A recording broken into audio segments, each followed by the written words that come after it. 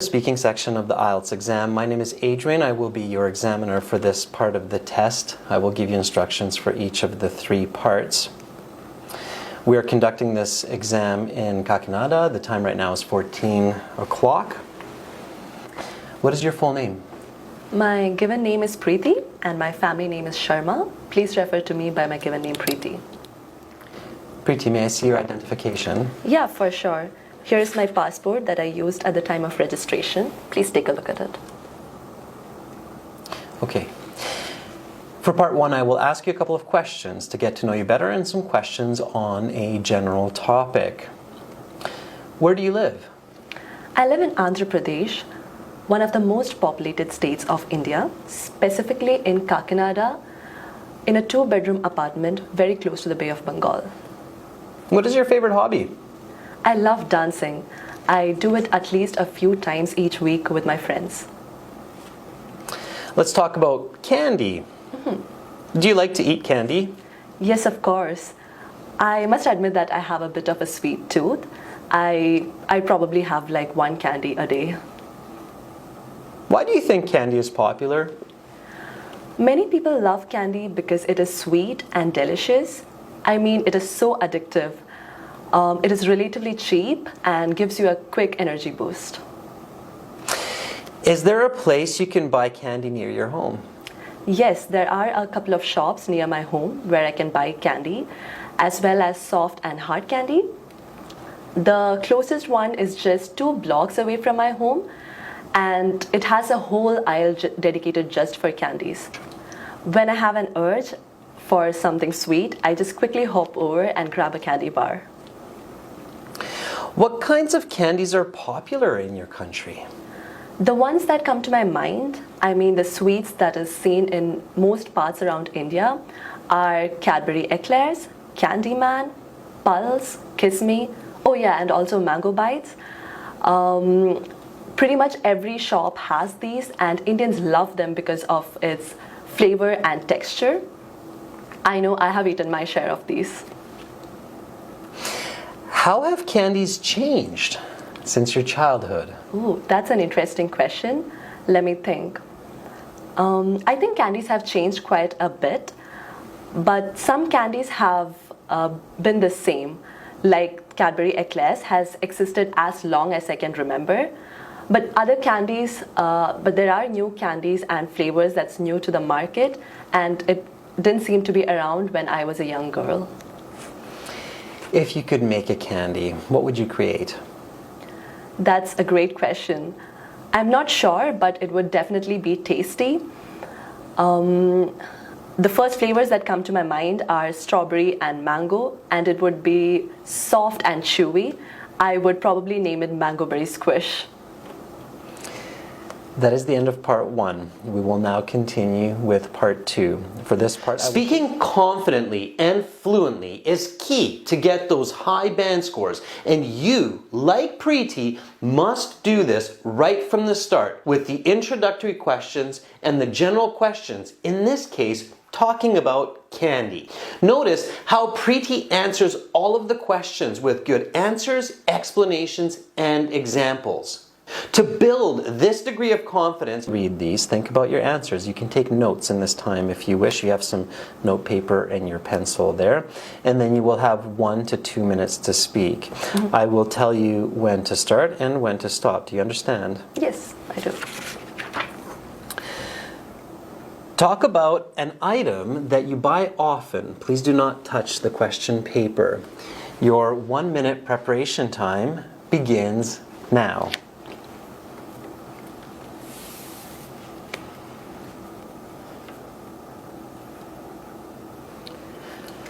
Preeti, your 1-minute preparation time is up. Please begin speaking. So an item that I frequently buy is garam masala. It is a spice mixture that is very popular in India and is used for different dishes like chicken curry and biryani. I put it into a lot of food that I make, and I make sure it is relatively fresh, so I buy it in small quantities from the nearby store. Different parts of India have their own version of garam masala.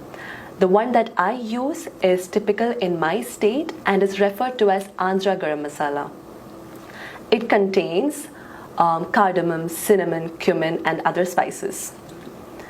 I'm a bit embarrassed to say that I buy the ready-made garam masala because I just don't have the time to make it from scratch with my studies and work, but my mom does, and it is definitely the best. When I have time, I go to the spice market, which is about 30 minutes by local transit, and I purchase the garam masala from there because it simply has the best aroma and flavor. Whenever I am cooking, I make sure I have it right by my hand, so I put a pinch of it into just about every dish. In all honesty, I wouldn't change anything about garam masala because it is simply delicious, and for sure I'd want to have it as fresh as my mom's homemade batch, but the spice market is really close as I could get to it. If garam masala is not available on the shelves, I would either simply make it from scratch or maybe import it from another state. Fortunately, that is not the case, and I'm sure I can continue to buy it monthly as I have done so far. When I have time, I go to the spice market, which is about 30 minutes by local transit, and I purchase garam masala from there because it has the best flavor and aroma. 100-gram carton of garam masala cost me about 120 rupees. The long part, the cue card, is challenging for every IELTS candidate. And this is because people generally do not have 1 to 2 minute random presentations on specific topics. In this case, an item that you often purchase. So it's extremely important that you practice for part 2 at home. In fact, I recommend focusing at least 50% of your IELTS speaking preparation time on part 2 cue cards. When you do a good job on part 2, you will do great in part 3, and this will ensure that you get a high band score. Preeti has clearly done this. She has practiced for talking about objects. She clearly describes what garam masala is, where she gets it, why she uses it, how she uses it, and she gives a lot of detail. In this way, the IELTS examiner can give her a high band score for delivering a good narrative from start to finish. Now, on to part 3. That is the end of part 2. We will now continue with part 3. I will take back the questions. Please turn over the note paper, put it to the side, and put the pencil to the side as well. I will ask you a question related to your response and some questions connected to the topic of part 2. Do other people in your family also buy this item frequently? Yes and no. As I said, my mom makes a fresh batch of garam masala, but my sister just doesn't have the time to because she's busy with her family, so she buys it from the grocery store too. Let's talk about common consumer goods. What are some items that people buy commonly? A lot of merchandise that people commonly buy are their basic necessities like food and clothing, as well as popular items like garam masala. Some technology like laptops and smartphones are also a very popular purchase. Why are these items so popular? These goods are hot sellers because they are either necessary for sustenance, we all need to eat, while other items like smartphones and laptops are required for social function, communication, and navigation, to just name a few. How has international trade affected the items that people frequently buy? Importing and exporting of goods across borders has transitioned the planet dramatically. We can now buy goods from different countries and continents far away, as well as sell our local produce to the world. India exports tons of spices each day globally. Can you give some examples? Yes, of course. Aside from India exporting goods, India also imports goods like technology from East Asia, cars from Japan, and phones from Taiwan. In what ways has technology influenced people's shopping behaviors? Modern tech has impacted consumerism dramatically. We all buy goods online through apps like Amazon now. Has this been a positive change? I think it has definitely been a positive change because people have more choices for better prices than ever before. I know I have saved a lot of money by purchasing goods like earbuds online. Are there any goods that people frequently purchase which harm the consumer or society? Oh yes, there are several socially irresponsible products on the market. Tobacco, cigarettes, and guns, to just name a few. These are all destructive to people's health.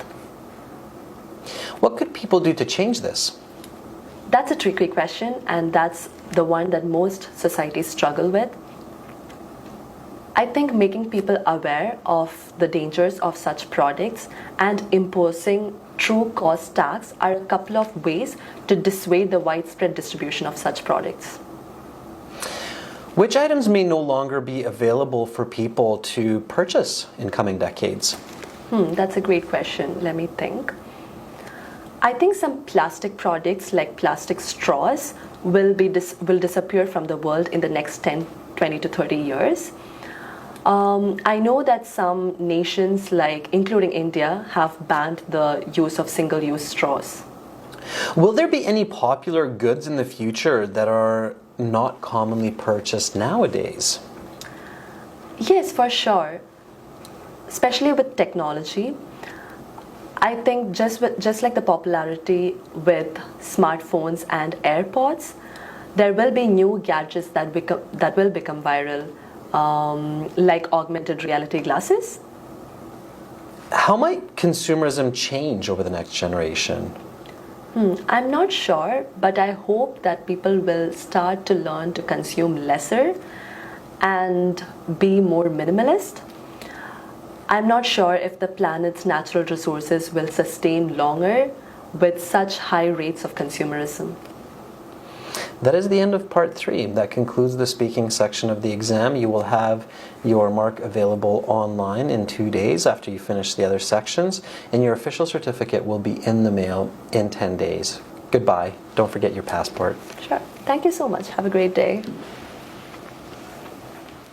Part 3 is literally a continuation of Part 2 in conversation. The examiner says, for Part 3, I will ask you questions connected to the topic of Part 2 and a question related to your response. So don't be surprised when the examiner asks you a piece of information that is taken from what you have said in Part 2. In this case, the examiner is asking Preeti if others in her family buy garam masala frequently. She's ready for this question and answers it with confidence, explaining that her mother, as she had mentioned, makes her own garam masala while her sister is too busy and purchases often just like her.